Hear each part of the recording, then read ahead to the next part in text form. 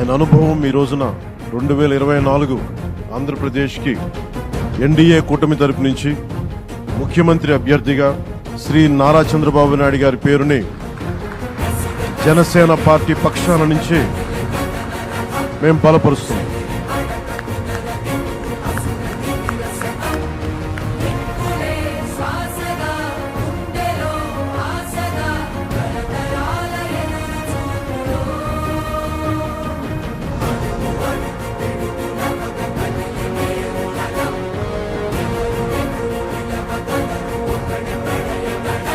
నేను ఆయన పక్కన పెట్టుకుని చెప్పాలి, ఆయన నలిగిపోయారు.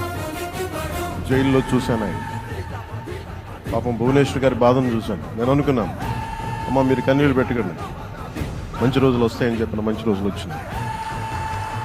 వారికి మనస్ఫూర్తిగా